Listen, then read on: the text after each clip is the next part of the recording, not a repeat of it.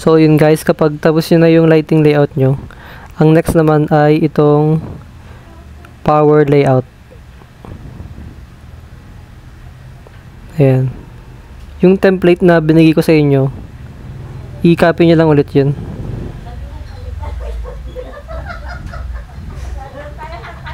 Tapos yan, dapat nakalagay power layout. Yan, copy, and then Control C, tapos Control V. Ayan. Tapos paste nyo na dyan, katabi nung lighting layout nyo.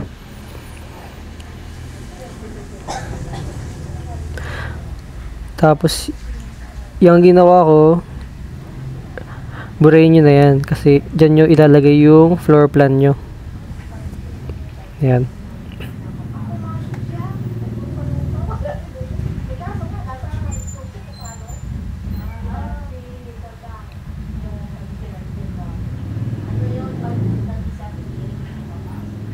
And tapos punta kayo sa floor plan nyo, i-select nyo na. Parang ganun lang din sa lighting layout. Ayan, select nyo yung floor plan and then copy.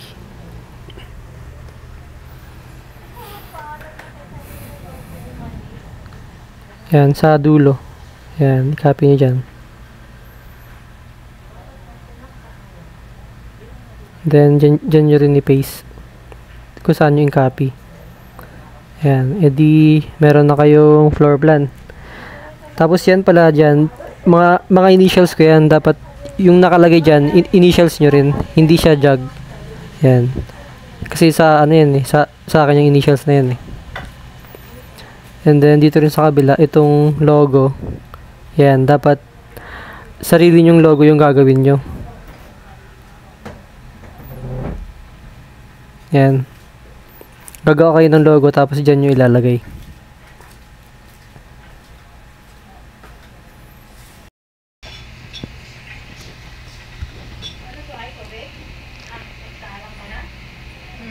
Yan, tapos ito dapat lighting layout to.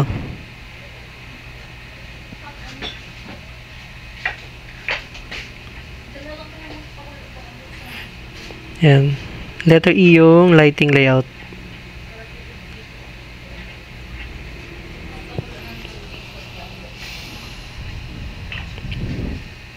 Tapos ito naman, F yung power layout.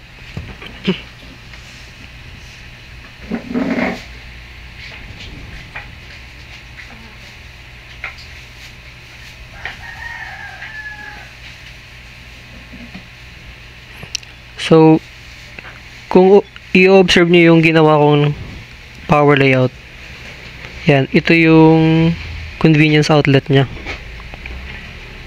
Yan. Duplex convenience outlet. Ito dapat convenience to. Yan, duplex siya kasi dalawang saksakan yan. 1 tapos 2. Yan. Pwede na siyang i-copy para gamitin dun sa floor plan.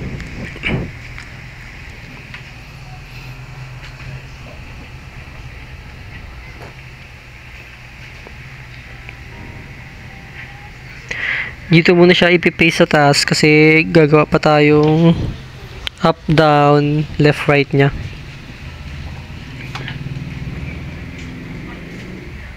Ayan, mirror. I-mirror muna siya, tapos copy nyo ulit. And then yan, copy, tapos select nyo. Tapos rotate naman. Ayan. Ayan. Para meron ng up down na convenience outlet.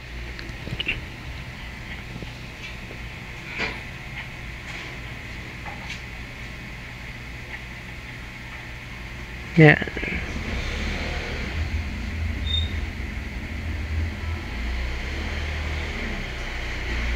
Dito sa living room, kunyari Dito banda yung TV nyo, di ba? Hindi dyan ka maglalagay ng saksakan. Yan, i-copy ulit. Tapos,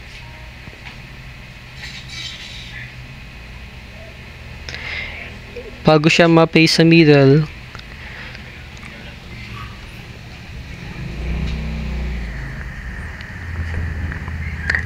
i-select natin dito yung red na line. Yan, yung invisible line. Kasi pag imprint naman yan kapag imprint na, hindi yan makikita yung red na line. Yung white lang, tapos yung ibang kulay. Yung red, invisible yan pag imprint. So, yan. Type natin 10. Around 10.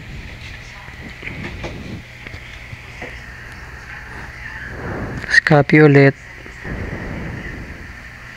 I-select, tapos move. Ayan.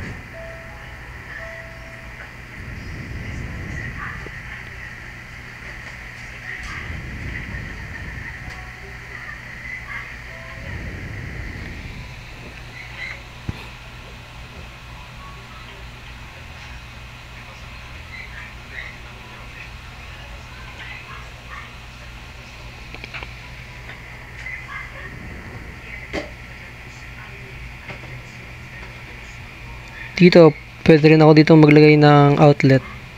Diyan, pwede rin. Nakadepende na sa inyo yan. Sa pag-design nyo kung saan kayo maglalagay ng outlet. So, dito para hindi ako mahirapan maghanap ng outlet, maglalagay na rin ako dito. Yan, 10 ulit. 10 yung distance niya sa wall. Pero ano lang yan. Kahit naman ilan yung distance niyan, basta ma-indicate lang na dyan yung saksakan. Yan, i-paste ko dyan. Tapos dito rin. Dyan yung midpoint niya. So, midpoint. Then, type ko yung 10.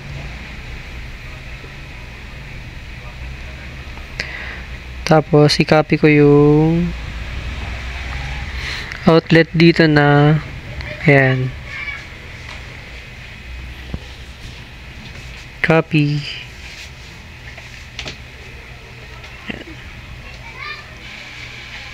Yun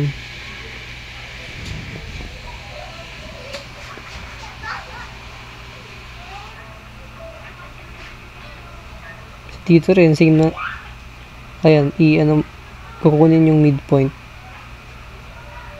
Then, yan. Tapos, yun. Then, i-type ulit yung 10 na distance.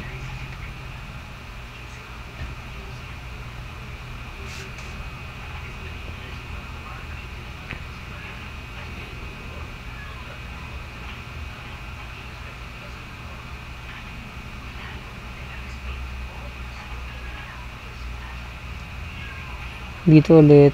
Yan, kunin yung midpoint. 10 yung distance.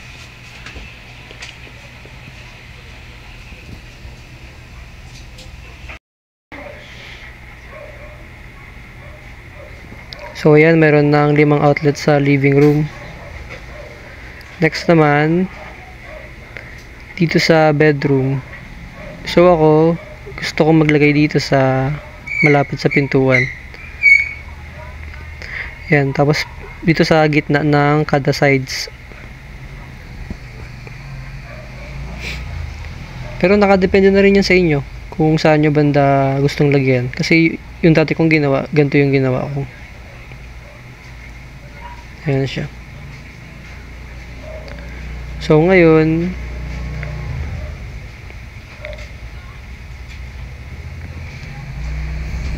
bale, dito ako maglalagay.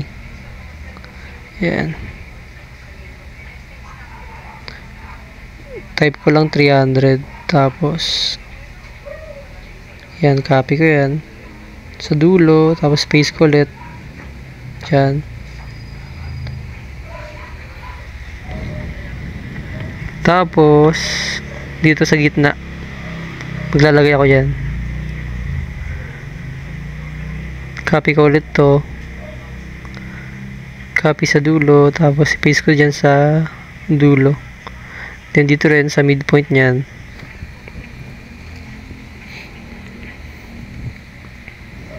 Dyan. Tapos, midpoint.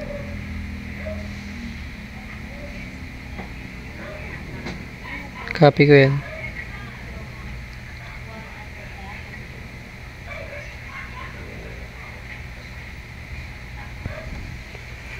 Dito rin sa gitna nitong side na to. Siyempre para kada side merong outlet.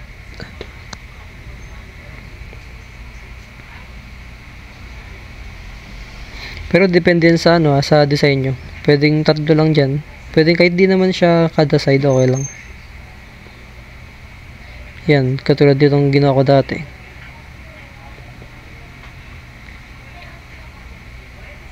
Tapos sa bedroom 2. Halos ganoon din. Gusto ko rin siyang lagyan kada side ng outlet.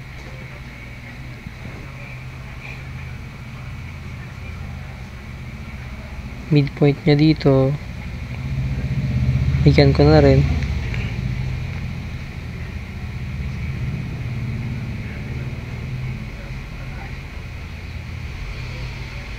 Dito din.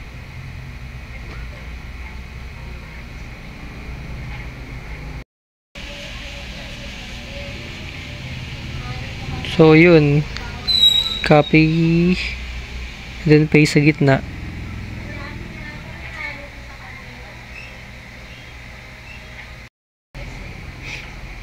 Tapos, dito naman sa kitchen. Ayan. Dapat sa nyo, sa yan, sa lighting layout nyo, meron ng MDP.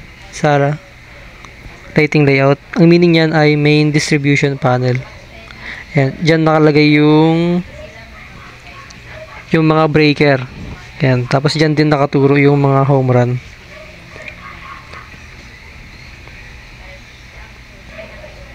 Dito, pwede naman dito maglagay ng convenience outlet malapit sa main distribution panel. Basta hindi siya sobrang lapit. Ayan. Basta mayroong space pa rin. Tapos dito sa my kitchen, pwede naman maglagay din dyan ng convenience outlet, pagsaksakan ng oven, mga ganun, electric stove, rice cooker, yung mga ganun. Tapos pag malapit sa lababo, kahit hindi nyo nalagyan ng convenience outlet.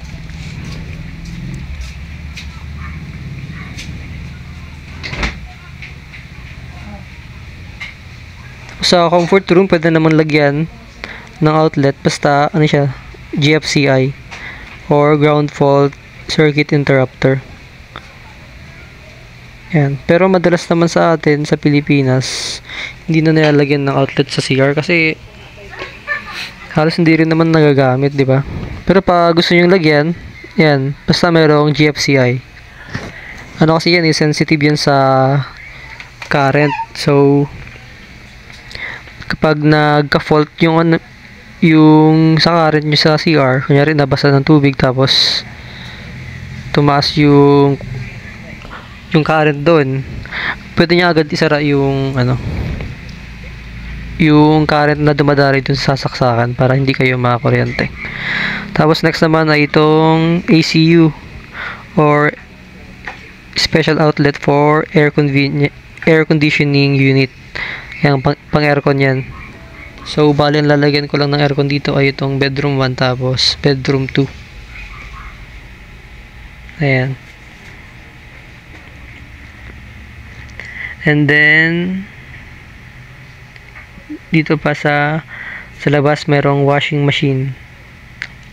Outlet para sa washing machine. Kasi yung iba, malaki yung nila, horsepower ng washing machine nila, kaya dapat merong separate na special outlet for washing machine and dryer. Pero pag yung washing machine nyo naman ay yung simple lang, kahit doon na lang din sa convenience outlet, okay lang naman yun, basta maliit lang yung horsepower nya. And then, kapag tapos yun ang ilatag lahat ng ano nyo, convenience outlet, ay ipag-connect nyo na. Ayan. Sa ginawa ko, in-copy ko yung connection. Yan sa taas, tingnan nyo, naka-circuit connection for ano yan, circuit power connection. Basta yung line na broken line na violet, yun ang gagamitin natin sa power layout. Ayan, yung copy paste ko yung ano, yung mga line na yan para gagamitin natin mamaya sa pag-connect ng mga convenience outlet.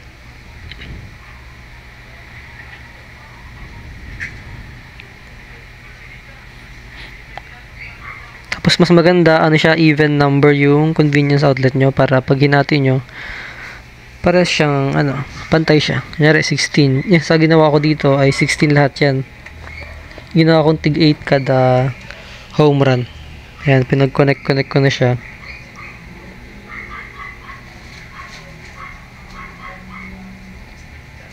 Minsan ganyan yan eh. Mahirap siyang i-straight. So,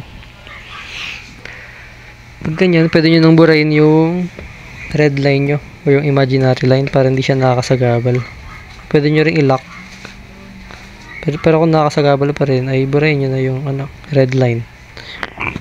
Okay lang naman yun. Ayan.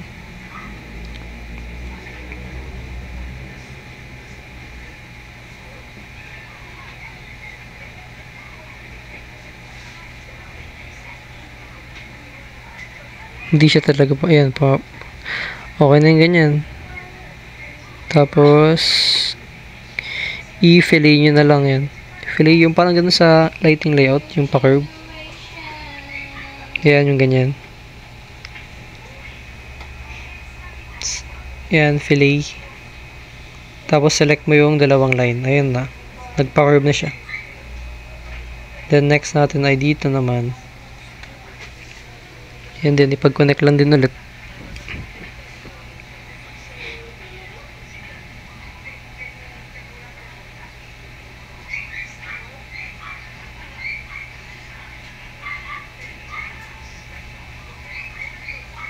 Yan, and then fillet. Yan, tapos yan, connect. Yan, naka 5 na. Tapos ito pang 6. Tapos yan, 7.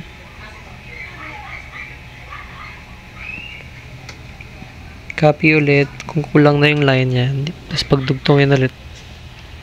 Tapos fillet na naman. Yan, para pa-curve. Kasi sa actual talagang nakabend yan eh, yung pipe na yan. Pipe yan, yung violet na yan sa actual. Conduit yung tawag sa kanya. Tapos sa loob ng conduit mayroong wire. Kumbaga yung pipe o yung conduit, yun yung nagpo-protect sa wire para hindi agad maputol or ma-damage yung insulation. Yan. Bali yan, 1, 2, 3, 4, 5, 6, 7, 8 na siya.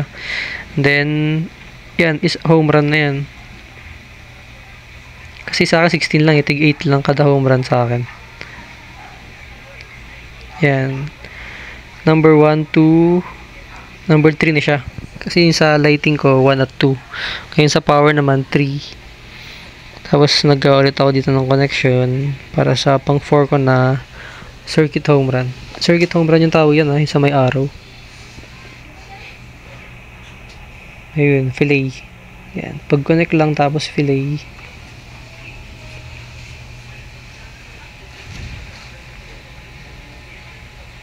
Yan. Kung nakakasagabal yung text, pwede nyo namang iusog or i-delete nyo na.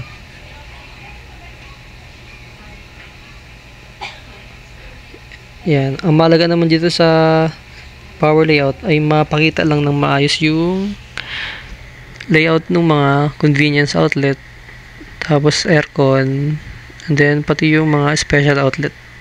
Yan, fillet lang. Pagdikit nyo na yung dalawang line, i-fillet nyo lang ulit. Yan, copy, and then pagdikit nyo lang ulit, tapos fillet, select, yun.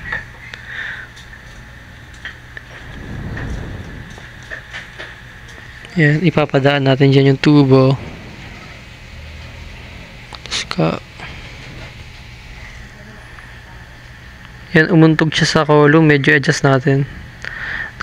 Dapat wag tayo magpapadaan ng wire sa column. Bawal yun.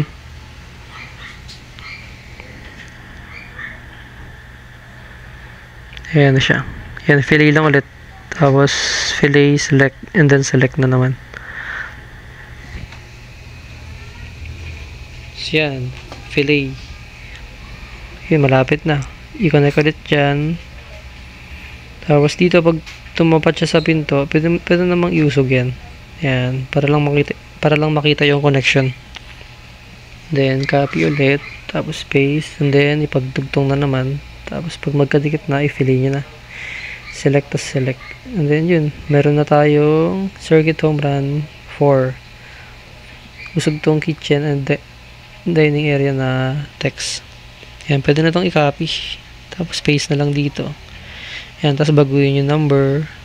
Yan, dapat nakatutok sa MDP. Yan, mga circuit home run. Kasi, dyan sila tatakbo. Sa MDP or sa main distribution panel. Sa loob ng MDP, andun yung mga breaker nyo. Pero sa next topic na natin yan, yung mga breaker, i-discuss.